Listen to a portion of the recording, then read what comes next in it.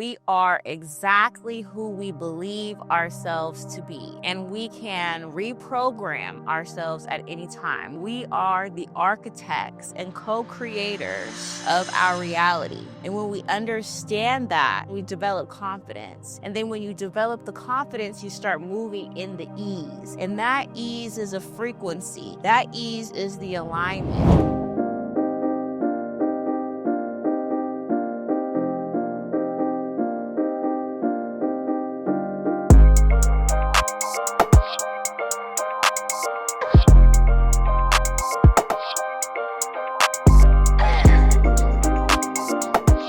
Welcome back to another episode of Women of Tomorrow. Today we have such a special guest. I'm so excited. This is like 2 years in the making, so I feel really good about this. Women of Tomorrow, if you didn't know, is a platform dedicated to the longevity and success of women worldwide. So thank you for stopping on this video. If this is you, then please continue watching, share, like, and comment. Oh, and subscribe. Okay, Imani. You're here with me, Women of Tomorrow. We're here in LA. In LA. Yes, downtown. I'm just so grateful. I am truly grateful, I must say, because it is a bit surreal. It's just everything that I ever wanted to build community with women. It was it's therapy for me in one way, and then it's also just like a love language, a passion project. So to have followed you on social media since 2020. 2020, dang, it's been 4 years. 2020, and then I remember when I started saying, I want her to be on Women of Tomorrow.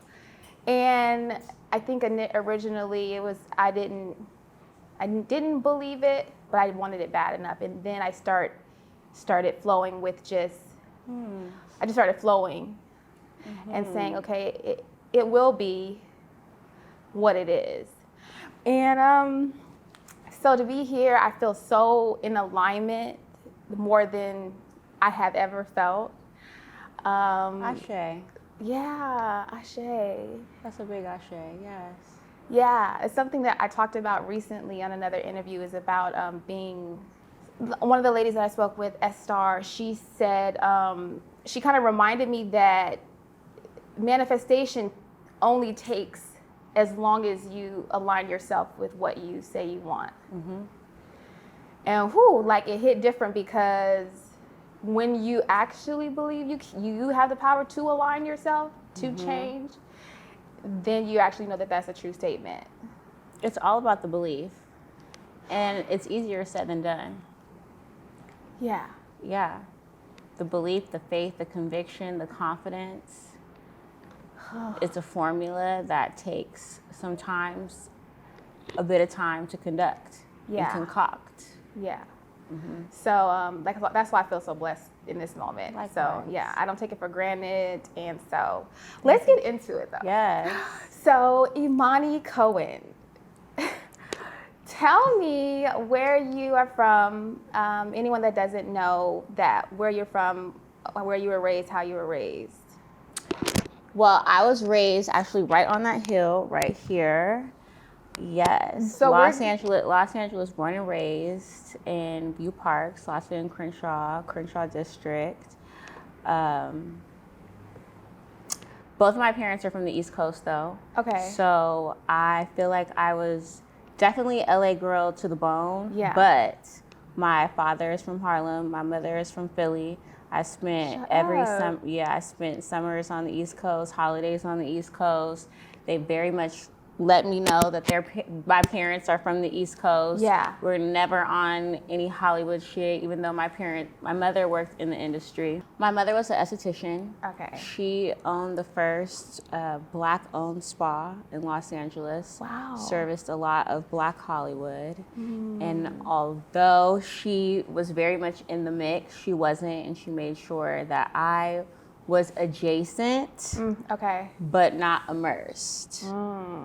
So she was very protective of much? She was very protective, but she was very adamant about exposing me. Okay. And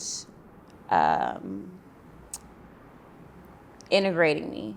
but in a way where I wasn't immersed. Does that make sense? Like, yes. I would go to sets with her, I would go to work with her, you know, but it wasn't like, this is our life, we're going to a party, you're coming out with, you know, it wasn't, we had very much grounded. Separation. Yes. You had this other side that was like yes. grounded in. And at that time, the industry isn't what it is because there wasn't social media. Yeah. So I think that people really did have separation. Separation in a real life was a real thing, where I don't know if it is so much for anymore. Yeah.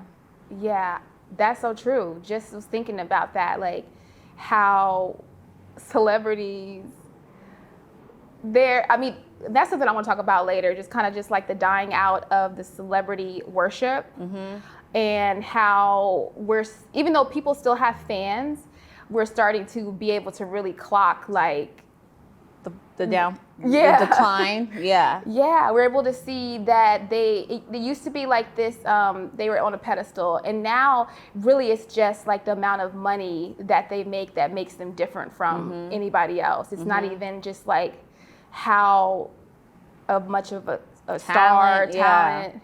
Yeah, and people are starting to see that. Talent is not a distinguishing factor anymore.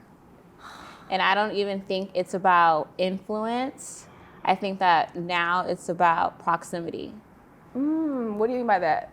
I think it's just about who you're next to, where you're at, you know, not really even if you're interesting, in my opinion, if you're cool, you know, it's just where you're willing to be. Where you're willing to be, how far you're willing to go to stretch that 15 minutes of fame. Yeah, because it makes me think of like Kim Kardashian and Paris Hilton. Like, it was proximity. It was like proximity. She was there, and then however that happened, the mom. She was just there, right time, right place. And then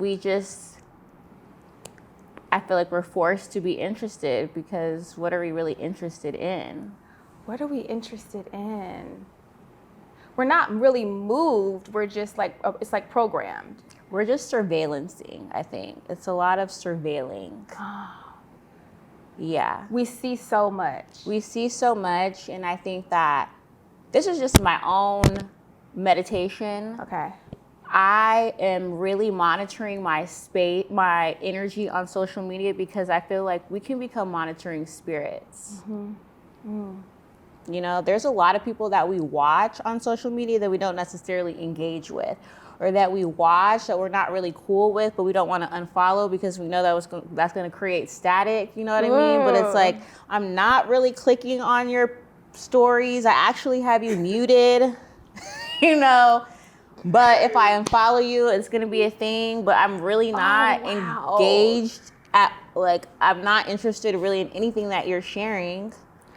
I want to go back to what you said, but yes, right now in this moment, the static of the unfollow. Unfollow is such a thing. I have had real relationships end over metaverse management. Wow. I mean, what was the fallout like? Because one, I don't really like to follow my real friend. This is a very new thing that I'm doing, but I don't really like to follow my real friends on social media, because there was a time where people were messaging them, where they were being harassed, where there just wasn't really any privacy. And I also was having a time where I was trying to distinguish who my friend was, you know, and I really didn't want social media to be a part of that process. So there was a period where I wasn't following people at all. Yeah. And I remember. Yeah. And that was the thing. So that was the reason why it was just keeping the confusion. Keeping something for myself, really. Yeah. And I also noticed that my peers had an issue.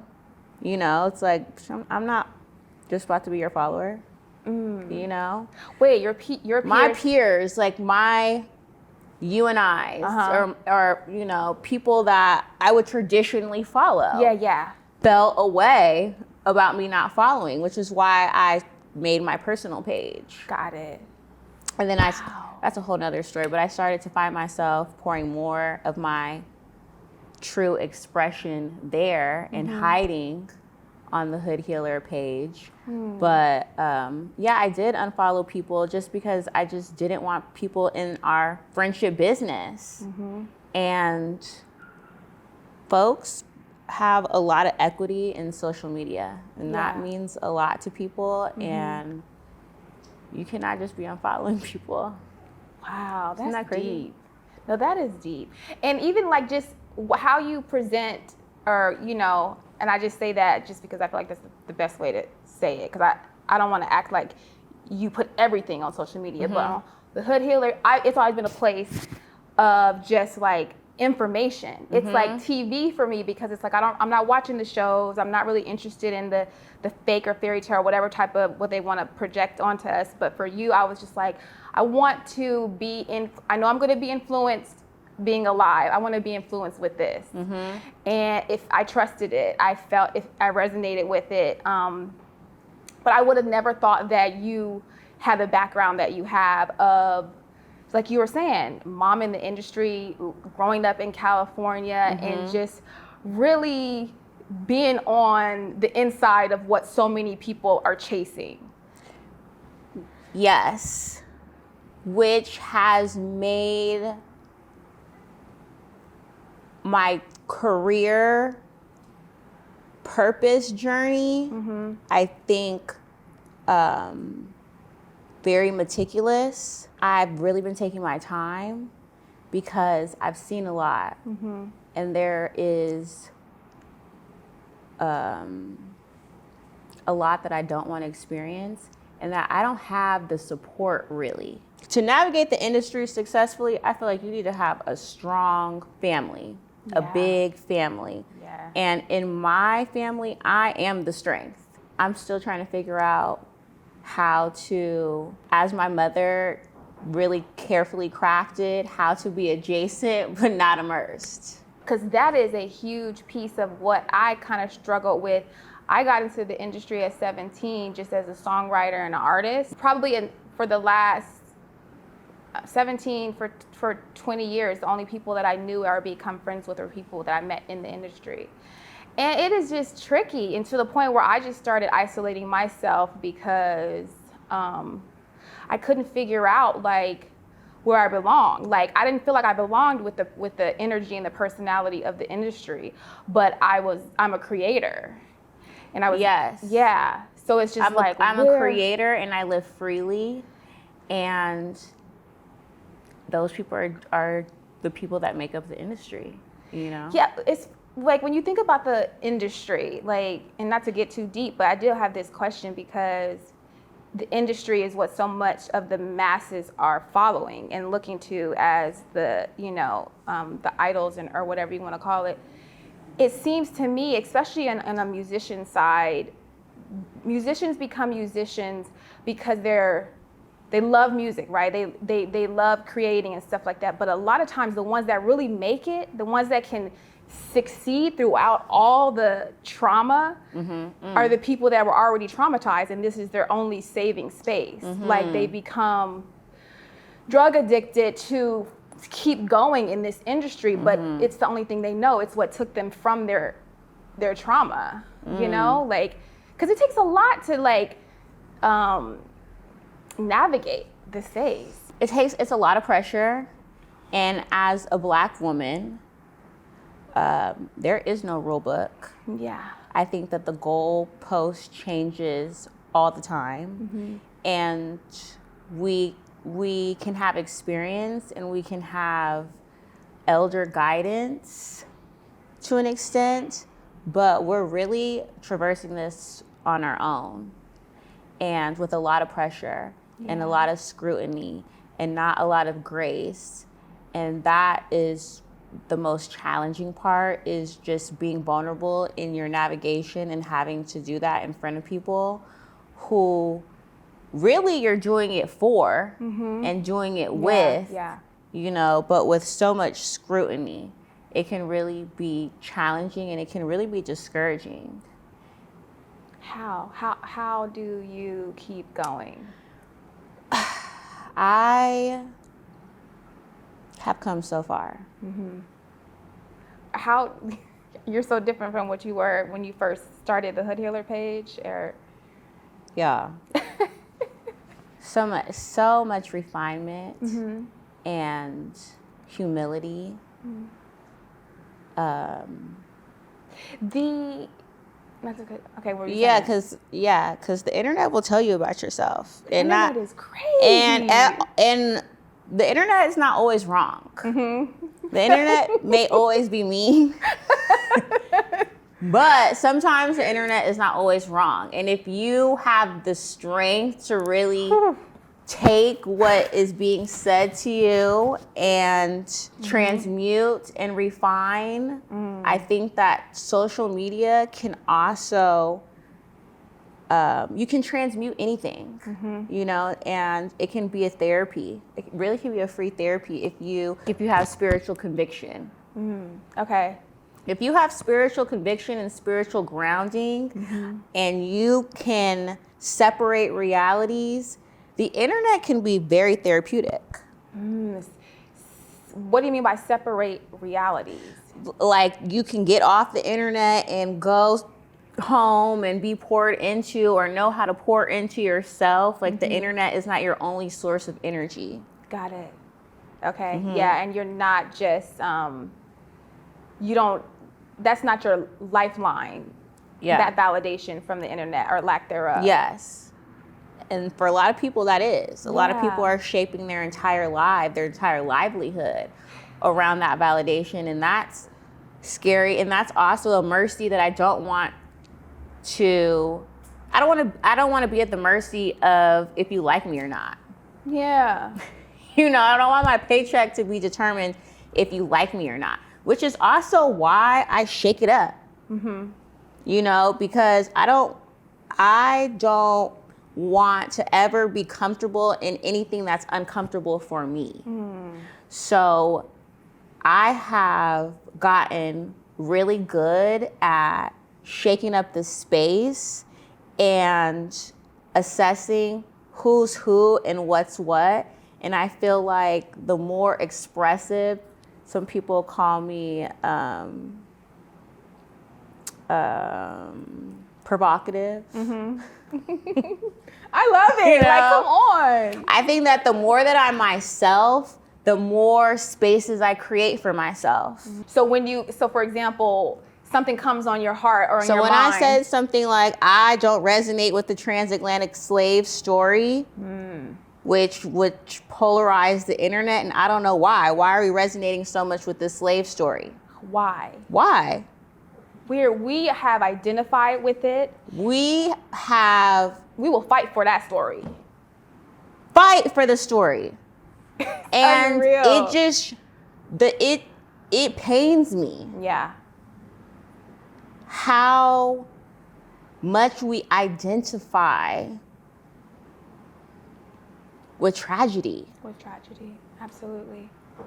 So for me, as I am living to uplift my bloodline, as I'm living to uplift my children, living to uplift myself, I'm looking for uplifting narratives and narratives that align with me. And I think that as Black people, we really need to pay attention to how narratives feel in our body, since we don't have a lot of historical reference, you know? Yes. So for me, the slave story, some of the stories do resonate. Some of the stories I do have a physical reaction I can feel in my body, you know, but there are some that just,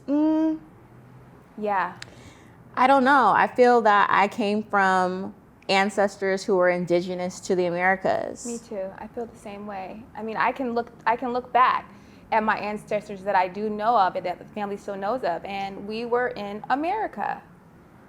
And everyone wasn't, my great grandmother was not she wasn't herself a slave. She was a sharecropper. And she had land, and people, European or wherever they came from, came over and came upon her land, and they came up with an arrangement agreement. But it wasn't just about, you know, we brought the slaves over. There were people that looked like us here. There are people here. So, but growing up, it was like if you ever identify with anything outside of a slave or African American, it's like you thought people would like act like you thought you were better than. It's such a mind fuck. How we continue, we grab ourselves back into the conditioning. Yes. And it's disheartening. Mm-hmm. It's disheartening too, because the bigger conversation is why is there so much discord amongst us? Yeah. And why is it so challenging for us to have critical conversations? Why is it so hard for us to critically think and have respectful conversations? Mm-hmm. Why is it so hard for us to disagree respectfully? For me, that was what I took from that conversation. Mm-hmm. Y'all want to resonate with the transatlantic slave story? That's y'all. How long was that? That's still to this day. To this day. Really? To this day, I will walk into a space and I could feel, okay, she not a slave. Or she is a slave. She is a slave, and she's mad because I'm not. Mm-hmm.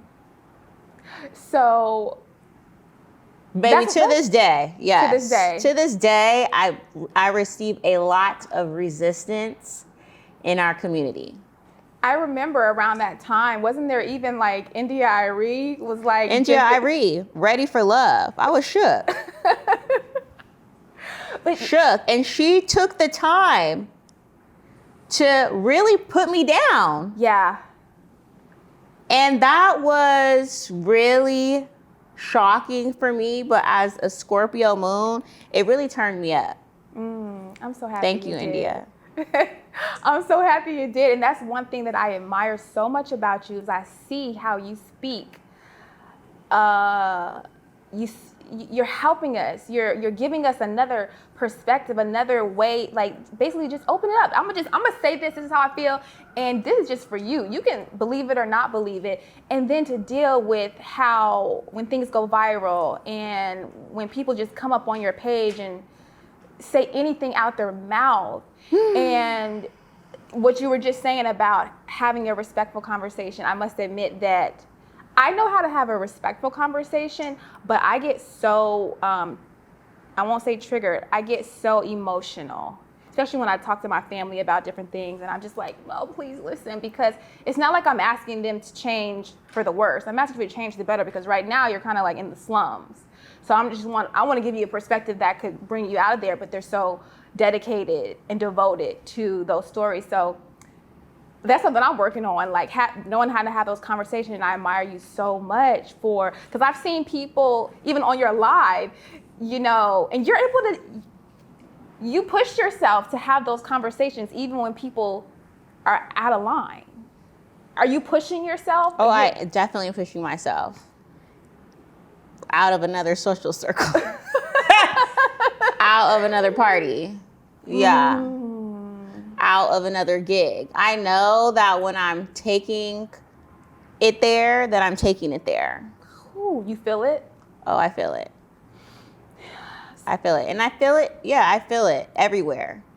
I feel my peers like, damn, Imani, did you have to? Or we could have did, And sometimes I feel bad. You feel bad in the sense of like, should I have done that? Or could I have just... I feel, should I have done that? Like the postpartum conversation, I don't regret the sentiment, but I do regret the delivery. Okay. As a mother, I absolutely regret the delivery. But the message, no. I don't give power to postpartum depression. Yeah. And you made some really, really logical points when it comes to postpartum and anybody being depressed. Yes, there's a chemical change. I'm not a mother, so I'm just speaking from the science. They love the science. From there is a hormonal change in the body. Yes. I'm sure you experienced that. However, our hormones are being affected every day by products, the air, all that kind of stuff. Yes. So depression comes from sorrow, not just a hormonal change. Yes. Because you're identifying lack with of support. Yes. Yes. Isolation, lack of community, lack of purpose. Yeah. Which I think that is what a lot of women feel, but are embarrassed and feel shame around discussing. Yeah. The big conversation is, what did you bring this baby into the world to become? And who are you?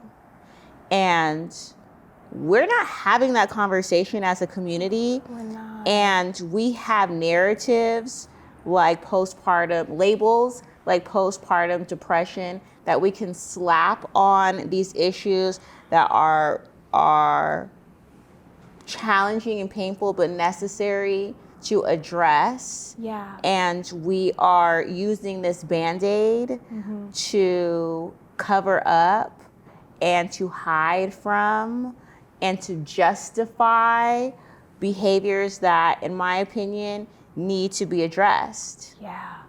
They need to be addressed. You said such a thing just now. Who are you? Like, what are you bringing this child in the world to be? Because that's important. What are you bringing your child? And who are you? And who are you? Who are you? Because being an attorney, a fashion stylist, a CEO, that is not enough in life. Like that's not enough in life. It's just not As enough. an orphan, I'm raising Ocean to get along without me. So I want Ocean to know who she is. And I want her to be so secure with her being and have no attachments. And in order for her to be in that strength, I have to be. Yeah. And for me, getting pregnant was very intentional. Okay. And not getting pregnant was very intentional. There was a long time where I didn't know who I was. I didn't even have an idea. And I think that we don't have to have full awareness. Yeah. But we need to have an idea. We gotta have foundation. Gotta have foundation. And I think that walking into that chapter blind, where you're having to be responsible for someone else and lacking responsibility for yourself, that's gonna make you sad. It's gonna make you sad. That makes so much sense, because at that point, being a mother, most of the world is telling you, forget about yourself. They're saying it's all about the baby. You sad. It's gonna make you sad. So if you haven't been mothered effectively, which most of us are just have not and don't realize until we become mothers. And then you're told, now you're a mother and now your life is all about another person, and you haven't been loved on enough. And you haven't made it all about you. And then unconsciously, I think a lot of women have children for stability and security. Yeah. And or to feel that love that everyone talks about. Like even my mom said, she was like, nothing's like the love I never felt love until I had you guys. So that's a thing. That is a thing. That's a whole thing that people are striving for as well. That is. But is that emotionally responsible? No. I don't know. That's a lot of pressure on your child. Yeah. Because to stay lovable. Yeah. And then the conversation of the new age woman who doesn't want to have children. And we're so mean to her. We are mean. We're so mean to her. And she knows exactly who she is. Yeah. That to me, that is the woman that we need in our community. That is the auntie, Yeah. That is the woman that is giving a sacred medicine that I can't give. So true. And I see that. we have to empower that and create space for that.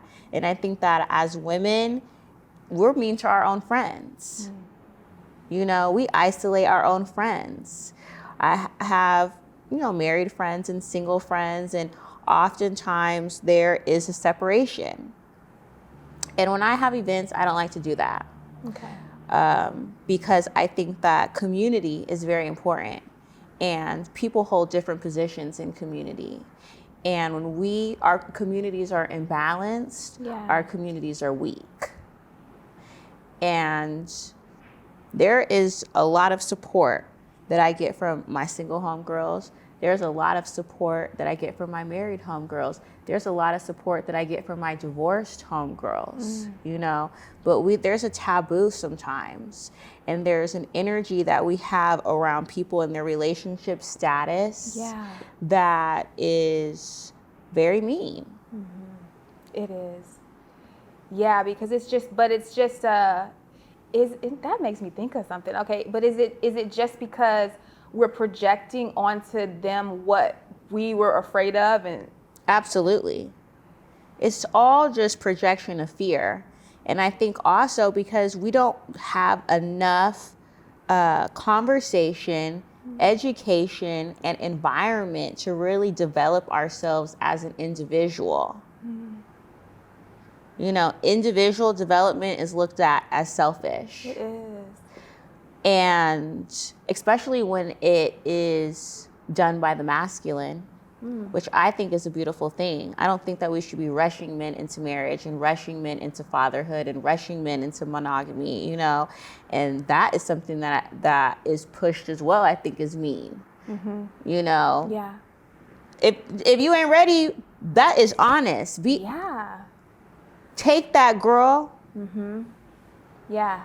You know? If you're not ready, exactly. I think so much of the worth, like you said, back to the relationship status is just like, as a woman, come 30, it's like, what's going on? What you doing? You married, having a baby? What are you doing? And exploring. It's just leaving a lot of just brokenness. It is. It is. It is, and then we don't realize that it's broken until we have the baby, and that makes you sad. And that makes you sad. You know? And that's a sadness that can't be remedied by a medication. Absolutely not. You know? Yeah. That's not a sadness that can be remedied by time off from work. Yeah. You know? That's a spiritual. Definitely not those 6 weeks. No, baby. They need a good a year and two. Until that is a walking. spiritual dis-ease. And I think that's why so many folks raise children that they resent. And you've probably heard it all just from the work that you do.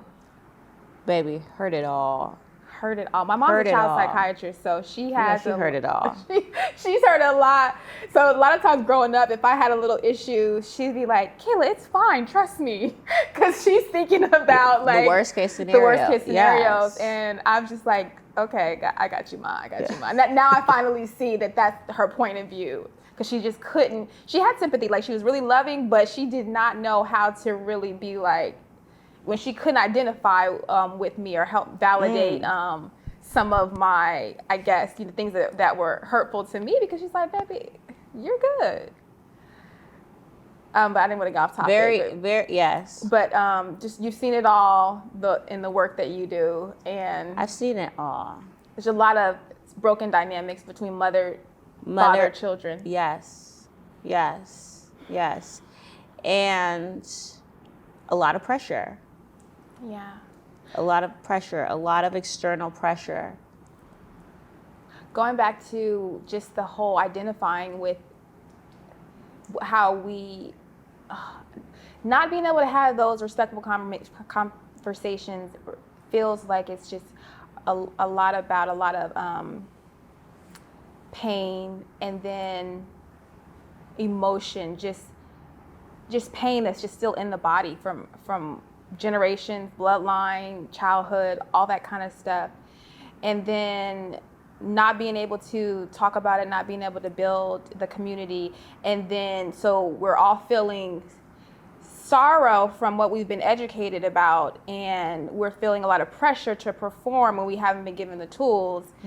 And then once we find a diagnosis of any kind, we're clinging to it. We cling to it, whether it be autism,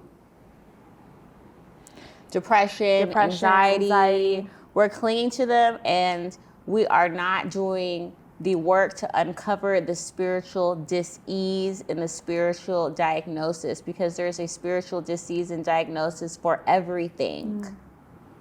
But that requires a lot of accountability. And I think that's why the conversation is so triggering for people, because then you have to talk about, how did I bring this emotion on to myself? How did I create an environment? How did I allow for myself? You know, and that's challenging for people. That's so challenging, because I think when people think about accountability, and like how you said, how did I bring this upon myself? We don't even understand how we can bring stuff upon ourselves outside of saying we chose it. It's like, you didn't necessarily consciously choose it. Let's talk about that, because people don't know. Yeah. You know, and I think that it's about time that the collective starts talking more about energetics. And our auric field, and the information that our subconscious and our conscious mind emanates into the world. And the fact that we are exactly who we believe ourselves to be. And we can reprogram ourselves at any time. We can uplift to a higher timeline at any time. We can experience a better reality at any time.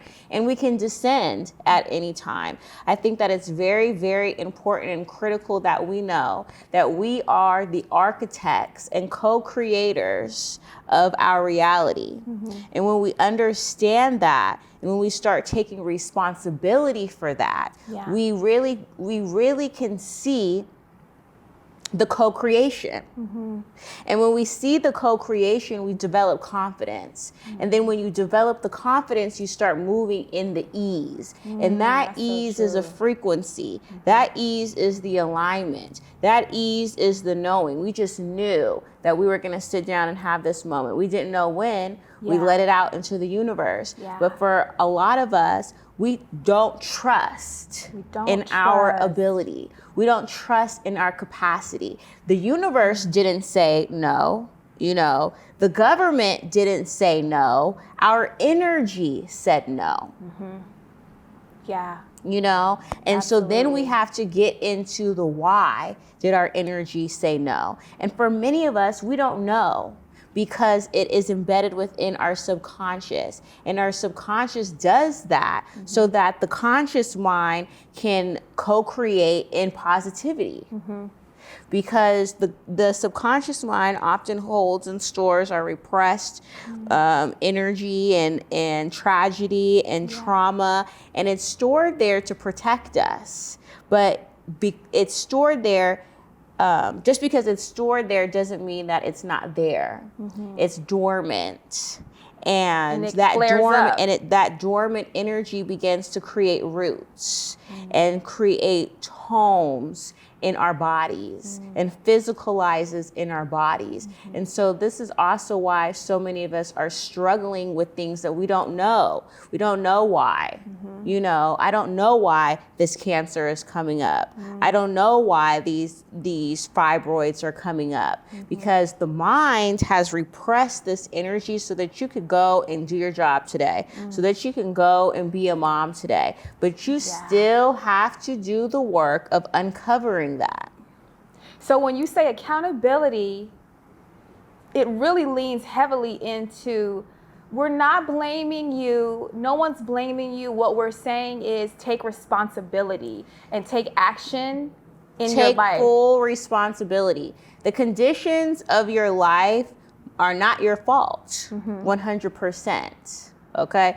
But in the conditions in which you were raised, right, are not your fault, 100%. But it is still your responsibility to transmute and transcend. You know, and that is challenging. I didn't come to that. I was not able to arrive to that, Kayla, for myself until my parents passed away. And I was around the corner on Skid Row and 8th Street. That's just, yeah, that is wild. Isn't that wild? That's wild. Because I've seen Skid Row several times. You know, it's so crazy. This was my route because this was a safer way. I used to pass by this building. I would get off the bus and I would go this way all the way down and then walk up because it was lit. Just the way it's just so crazy. Just to be here right now is crazy, you know. Yeah. But to have survived so much and to only have been able to get through it with accountability. That's all. You know? You had to make the change. I had to, or where I would be face down in the gutter. I had to come to a space where a very painful surrender space where I had to save myself. And I mean, I was adopted at birth, you know, raised relatively with a silver spoon in my mouth. I was given great opportunities.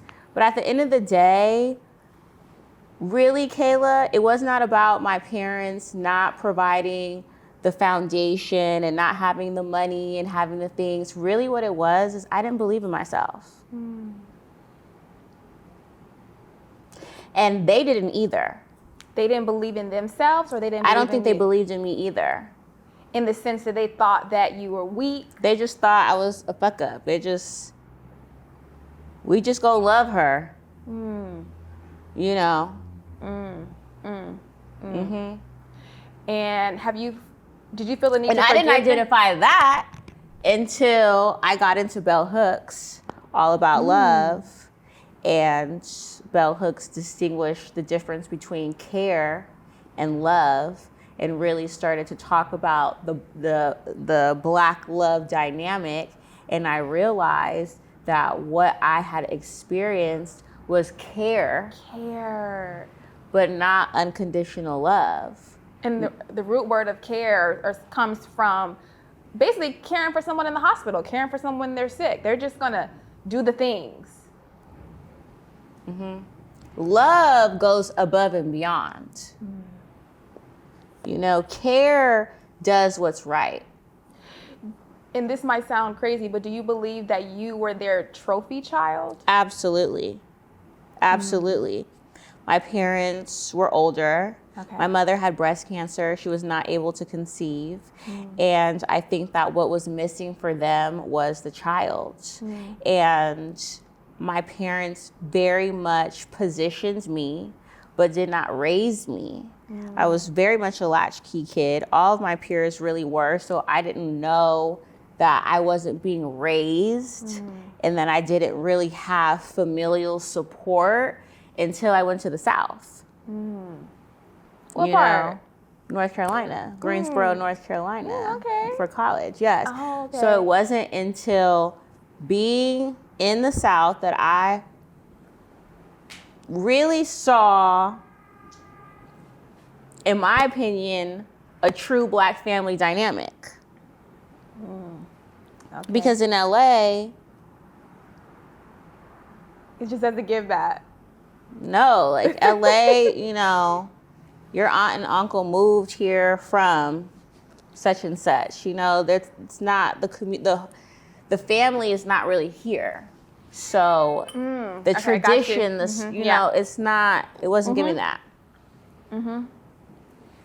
That makes sense. Which a lot of my peers, born and raised in LA, they were like, "Girl, you be a traitor." You know, you just. But my parents are not from here, and I think that having that different experience just really echoed how much we don't have it here. Yeah. There's so many solitary families in LA. That is so, that is a huge thing because the whole just like my immediate family, my mom was born in Compton and all her family all her brothers and sisters, there was 12 of them. They pretty much stayed in Compton. Some of them moved to other parts of California. But my mom took us away from that side of the family because I felt like she was like, this, no. You know, it was a lot of just gang, drugs, alcohol abuse, all that kind of thing. That's just what it was. And she took me away. And so a part of me has a lot of gratitude for that because I see the rest of my family and nothing really changed. And that's not the life that I would choose now as an adult. So I'm glad that she kind of like had that foresight. But at the same time, there is something powerful in like the village, like the community, like having aunties and cousins. And obviously there's trauma that happens in those environments too. But that's how it was originally was. Like my dad, I always had my grandmothers around. My dad basically not raises, but is the nanny to my nephews. And I can just see how they just have love at every corner. Everywhere you turn, there's some generation or love of, you know, people that love you so much. And we're not really raising our children in those type of environments because we really struggle with community. We really struggle with relationships. We're just going to speak about community, making community, fake friends, friend bombing, something that you brought up. What do you mean when you say friend bombing? Well, because we are traversing two different realities, Kayla. Okay. And some people have more equity in one reality than the other, okay? And so for some folks, social media proximity means a lot. And in my experience and the experience of many of my friends, it's been really challenging to distinguish who wants to be your friend and who wants to be in your proximity. On social media, proximity can change everything. Can change your life. True. It is so true. And so people will stop at nothing to get next to you. And it's very hard to decipher who's who, which is why for a long time I didn't really want to follow anybody. Yeah. It's so crazy that we gotta tiptoe into tiptoe, baby. Tiptoe in, tiptoe around to know to stay safe. To know what's really going on. So your ability to...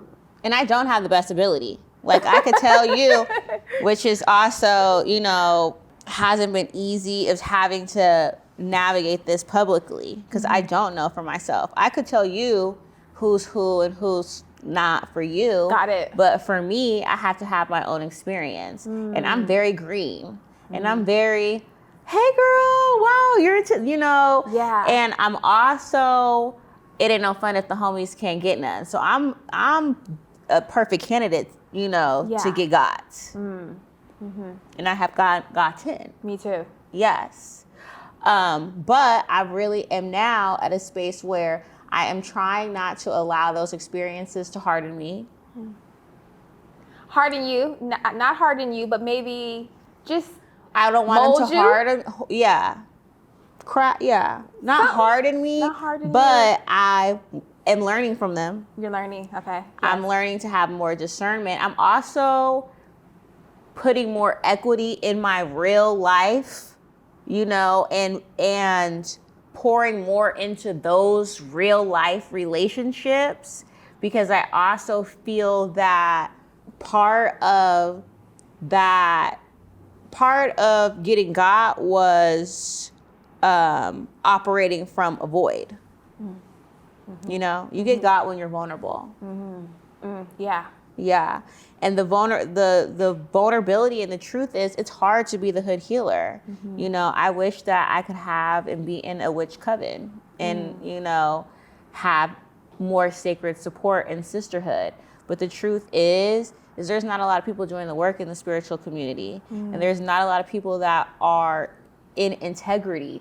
And there's not a lot of people that have equity in their own reality. So what does that mean? Equity in your own reality means that I am building a life for myself outside of social media. that is Okay, got you. untouchable and unpenetrable by social media. My marriage, I want it to be unpenetrable by social media. My friendships, I want them to be unpenetrable by social media. My connection to nature, I want that to be unpenetrable. I want to have stake in the real world. I need to. Yeah. You know, Yeah, I have that to makes have sense. things that I do that I really do for me, or that are not yes. for social media. Yeah. And if you don't, everything can become it. There was a point where, you know, it was like, am I taking a picture of my food? Am I taking a picture of my water bottle? Am I taking a picture of the traffic? Am I taking a picture of how the sun's hitting me? Am I writing it? You know, and it's like, also, who am I stimulating? Because I'm not getting paid from this. Is it that own dopamine hit, that own like, You know, oh, what's okay, really happening here, girl? Go touch some grass. Yeah. Take a hike. You know, you've been scrolling on the internet. I really had to catch myself during the pandemic, because I just lost track of time. Yeah. It was I know, like I'm looking at time was mine, I'm just- like, 11 hours? Wait a minute, no way. Right. No way. Like, maybe I forgot to close my apps or something. It cannot be. Like, there's no way that I was not. When is the last time you have been on the phone with the homegirl for 11 hours? Yeah. And I had to really let girl. Ooh. You know? What do you think what kind of heart space and mind space do you need to be in to attract healthy friendships, relationships, and keep them? Like, because, you know, there's arguments, there's It's not hard to jealousy, keep there's friends now. You know, it's not. Is that just where we are? I think that's just where we are, because either you're doing the work or you're not. You know? And there comes a point where you got to stop being offended. I'm just now coming over the hump, girl. My damn self. It's just not the time. We're just in a place where we're just in a friendships space where people are not doing their own work. People are very unhappy with themselves. So we're dealing with a time where people aren't really looking for friends. They're looking for problem solvers. Like, are you going to be the person that gets me to this? Are you going to be the person that makes me feel better, not feel lonely, like whatever little problem? And if you don't, you're not a good friend. If you can't hold space for it, you're not a good friend. If you have a boundary, you're not a good friend. So I have to hold my friends accountable because of the type of work that I do. Yeah.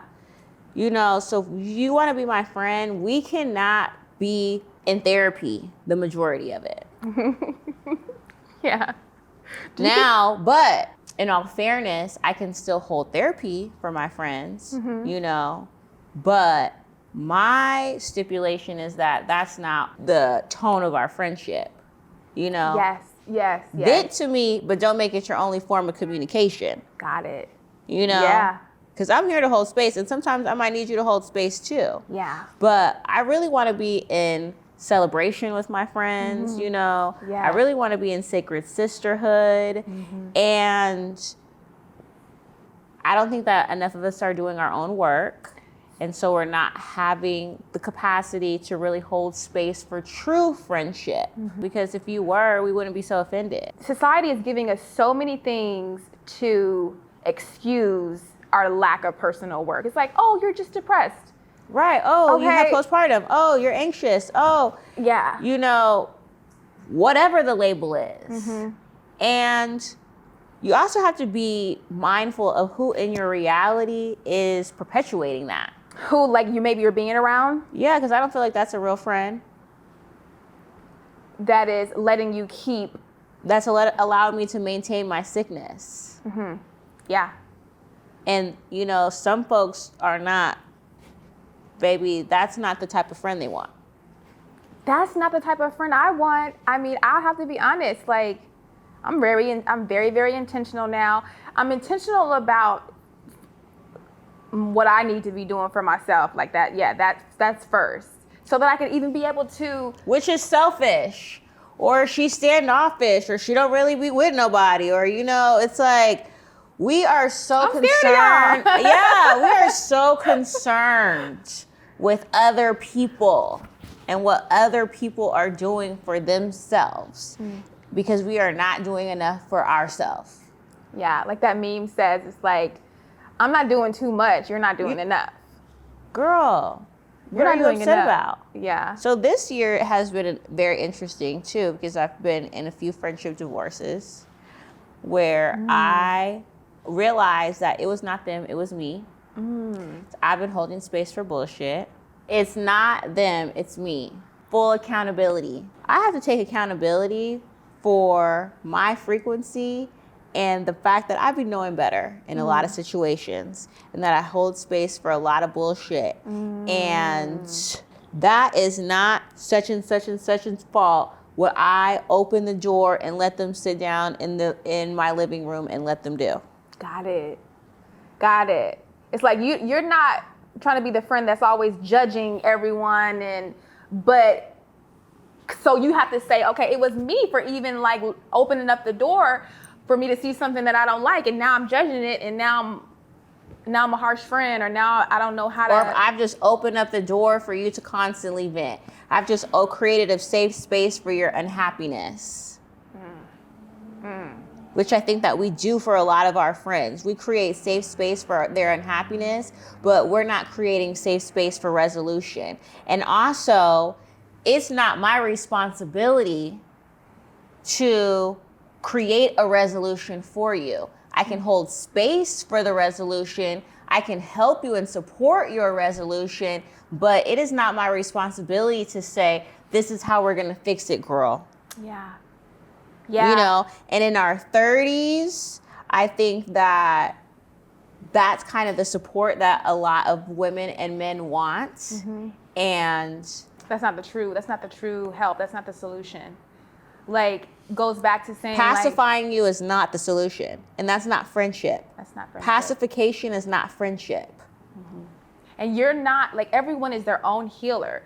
With the work that you do, to me, it's like you are a living example. That's what I can look to be inspired, to dig deeper. But I ultimately have to do it all for myself in my life. I'm a living example, and I am not an expert. The HoodHealer is not an expert. The HoodHealer is a conduit for spirit that happens to be accurate. When channeling spirit. In my expression and in my reality, I am very much in my flesh. But we covet people who have sacred relationship with spirit. Yeah, for sure. And that's something that we can all have. Yeah. So I like to empower my friends to know that they have that ability, you know, and to empower that ability, because also I don't want to create a space where there's a pedestal and my friends are never really have the capacity to support me. Yeah. Yes. And that is why the friendship divorces had to happen, because I have held space for your unhappiness, and in that robbed myself of a friendship. Both of us, really. Yeah. I had a friendship divorce this year, and one of the things was I started seeing like she was just never coming through for me for real. And so I'm just like, what's up with that? I had to finally address it, and she's like, oh, I didn't think it bothered you. I didn't think you cared, or you be all right type, you know what I'm saying? Like type of energy. It was like, oh, like, girl, I need you. Just as much as you've been needing me, you have received a lot from me, and I love to do it. It's everything to be that, because it's the love overflowing inside of me that I'm just like, oh, who needs it? Yes. But I need it too. I realized I need it too, because I'm feeling sad. I'm feeling hurt. I'm feeling hurt. Yeah. Yes. Reciprocity. But you have to create space for that. That's not just a thing. Yeah. You know, that's a tone that you have to set with discernment. And that's where the personal work comes to. Absolutely. Like aligning yourself to where you want to be. It's like, it's sitting right over there. Oh, there's the dream over there. Okay, well, what are you doing to get closer to it? Right. Instead of who are you getting close to? Because they're not your savior. They're not going to. You know, instead of trying to get close to, what are you doing? Not what are you doing to get close to this person? Because folks think that that's the work. Mm-hmm. Yeah. You know? Yeah. To be in the space. And that's not the work. That's not the work. So there's a lot of smoke and mirrors going on. There's two things that I want to touch on before we close this first conversation. Okay, emphasis on first. Yes. Labels and identifying, and this is such a touchy subject, but I believe that when we start having it more, and I guess praying over these conversations, we can start to see that, no, we're just talking about the root of things. We're not talking about the outcome. We're talking about the root. And so that is the whole conversation of where you said you are Black before you're gay. Mm-hmm. And the way I identify with that is I am starting to see how people who do identify as gay, they wear it as their personality, when really isn't it just about your sexual preference in behind closed doors, which I don't care about, which that's none of my business. Which is none of our business, and which is fine, but it comes off. It's so harshly projected. It's so harshly projected, and there are the way that it has been policed for women. I think is very interesting. You know, men can be hypersexual. Mm-hmm. Gay folks can be hypersexual, but if a woman is hypersexual, there is an immediate connotation. That's so true. You know, and so we don't think twice about calling somebody a hoe. Mm-hmm. That's so true. Like that, you're not gonna get canceled for that. You're not gonna get canceled for that, but if you say the obvious, it's triggering. It's very triggering. And I think I really have, Kayla, tried to overstand it. And I recognize that this is something I think, there's a few things, and that might be a whole conversation in itself. Yeah. But I do feel that the LGBTQ plus community really weaponizes folks' unhappiness and capitalizes off of lack of accountability and community. I have grown up, I grew up in LA. Yeah. You know, so your girl has truly seen it all. Mm-hmm. And in LA, Black gay men still had to be a Black man. Mm-hmm. You know, so the flamboyance that perpetuates the culture now is very new for me. And to an extent, it's jarring because it feels like such an imposition. Like, why is this being forced upon me? It's being forced. And take it another step is the whole, the when it goes to the trans, and it's just like, you guys, I've even heard it to where like trans is like trans men or women, I don't know how to say it specifically, but when they're like, I'm a better woman than you. I know how to be a better woman than you. And those conversations are had when it's directed towards us and nothing happens. But if we say, fuck out of here, right? If we're like, no, then it's just like, we're harsh, we're then you're all of the things, You're all all of the the things. labels. And And that's that's what- very painful. Yeah. That has been the most disheartening thing, is being called homophobic and transphobic. Because it's never it's not that. It's not that. It's not. It's not that. It's that this is none of my business, and I don't know you like that. And I don't want my gay male friend to be what's the word I want to say? Alienated, offended. No. I don't want you to assume. Okay. Do not assume that this is his sexuality because he presents more feminine. Yeah. Don't make an assumption. Yeah. Do not make an assumption about anybody that I'm with, because that's not your business. So to me, I feel like it's really about a protection. You think? And it's also about a conversation. Why aren't we having the conversation? Why are we taking the conversation away? I think the conversation is just too painful. The people that are involved in the conversation. It doesn't even have to be painful. It's like, why can't we get to know each other? Why are you throwing it in my face? Yeah. Yes, because it's like an identity crisis it's somewhat. It's a love sickness. There is a lack of connectivity throughout all communities, not just the gay community. Yeah. You know, but particularly in the gay community, they are lacking intimacy and connection. Yeah, it's true.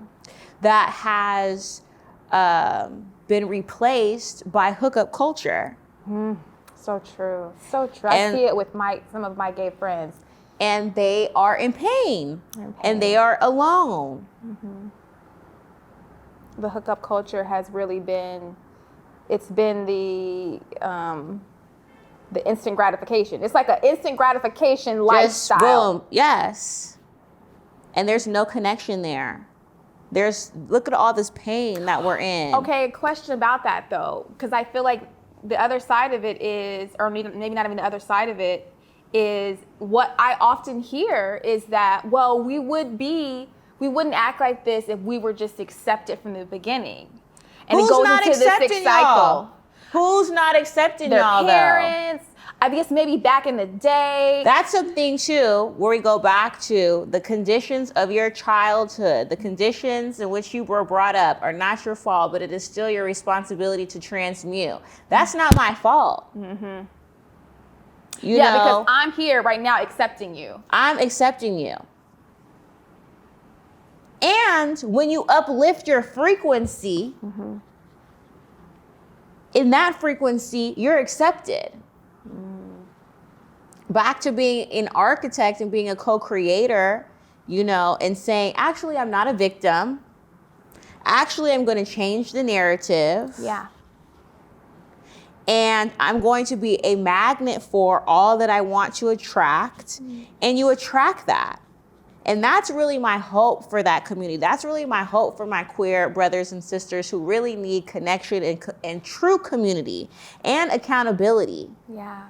And I feel like the accountability comes, and it has been coming from the heterosexual community, and saying that there is more to you than your sexuality. And I would like to know more about who that person is. That's really what the conversation is. And if that offends you, then I'm sorry, but I'm not trying to have sex with you. I would like to know who you are and what you're interested in and why God incarnated you to be here. Yeah. Let's have a conversation. And I think that we also have to recognize how our sexuality is silencing us because we don't have good communication skills. Wow. I mean, you see it everywhere. Sex sells is to the point where that's all that we need in order to get hooked or... Yeah, and so what happens when folks are doing this but not saying anything? Then we have the whole Me Too movement. You know? Yeah. So we're living in a very interesting time. We are. And this is a season of accountability, and that is very challenging. Yeah. Because it never stops, and it can be painful, but it is so beautiful to live in the fullness, in the authenticity of who you are, and feel good about that. Be proud of that. You know, that's really what accountability is pride. You know, love for yourself, loving yourself enough to want to get right. Yeah. When you realize that there's more, there's power in it, and it's powerful. It's not shameful to identify where Take that shame back. Remember, you're the co-creator. Take that shame back and alchemize it. What can you create with that? Yeah. What can you create with that resentment? What can you create with that judgment? There's a shift of power happening. This is your quote. I think is it Yes. Twitter? There's a shift of power happening, and it's not happening in the White House. Yes. What do you mean by that? I think that we are waking up. Not the woke community. Not the woke. Because now everybody is taking that word and it is gone. I can't even identify with it anymore. Choke on the woke. No, it's not the woke. I think that people are starting to ask questions, and that's a beautiful thing. It is. Curiosity is a beautiful thing. Yeah. And I think that it's progressive. We're in a progressive space. There's a shift happening, and people are not following the illusion. Yeah. The illusion is not enough. There's some holes in the illusion. There is some holes in the illusion. And I think that people are starting to ask the right questions and starting to have the right conversations. Growing up, my parents, my father used to listen to AM radio, Larry Elder. He used to listen to, you know Larry Elder? No. Larry Elder ran for president. He is a Republican who, in my opinion, doesn't love his black self. And I could not figure out for the life of me why my Afrocentric black loving his black self daddy used to listen to this. But he would listen because he always would tell me how important it is, one, to be able to critically think amongst people who have different opinions than yours, you know? Yeah. And it's always important to know the other side's opinion and where they're coming from. And I think that that's what's happening now. Okay. And I think that it's positive. I think that it's progressive. I think that people are waking up and choosing to have more autonomy over themselves. And I think that that vibration is growing. And I think that it is a beautiful season that we are in. And I also think that folks have got to get into their faith and out of their flesh and know that we have been chosen for these times. We are equipped for these times, and we are guided by the divine through these times. Absolutely. You know? So let us get excited. Let's get excited. It's a time to celebrate. It's a time to celebrate. It's a time to be excited and a time to be empowered. Thank you. Thank you. Thank you. Thank you. I want, we're closing, so I want you to look in this camera and just tell everyone anything that's on your heart, what you have going on, what you're working on, anything that you just want to share, where they can find you specifically. I mean, I'm sure they know, but let it be known. Yes, you never know the Hood Healer, the Hood Healer, the neighborhood dope deal, the neighborhood hope dealer. You know, right now I'm taking my time. I'm really taking my time, and I'm flowing with the energy of inspiration. So right now, I feel inspired to do Sunday Service Live. Okay. I feel inspired to go on tour and travel the world and see new things. And, you know, I'm in an interesting space, Kayla. I'm in an interesting space right now where I'm trying to get closer to my true north and what that really means. Okay. So I feel that I worked really hard to get to a space where I can have more freedom and flexibility to discover that. Yeah. So I have created a structure. the travel. I'm going on a world tour. Yes. But the intention is to really get closer to my true north. So I'm traveling, and in that time, I hope to write. I have a newsletter that is developing to something. So tap in. Yeah. I hope I get to come to one of your international tour days. You will. Okay. Are they all 2025? They're all 2025. Okay. The list is growing. Yes. And I feel really good about just being in the in-between. Yeah. I received that as well. Very, very happy for you. So happy for you. So inspired by you. Thank you so much for being here today. I told you guys it was special. You, Kayla. Yes, this is. And I'm proud of you, Kayla. Oh, thanks. Yes, you've just been ascending into the role, doing your thing so fluidly. And you know what I love about you, Kayla? What? Can I tell you? You really show up for the girls, and you make your own decisions. Thank you. Yeah. We gotta talk about that off camera a little bit. We do, but you know, you do. Okay. The HoodHealer is not, you know, everybody can't get behind the HoodHealer. Oh, I'm behind the HoodHealer. But you do. Yeah. And I think that you really show up for the girls. Yeah. And I don't think you play favorites. I think that you show love and you show up. And I thank you for showing up for me. Oh, that means a lot. Yeah.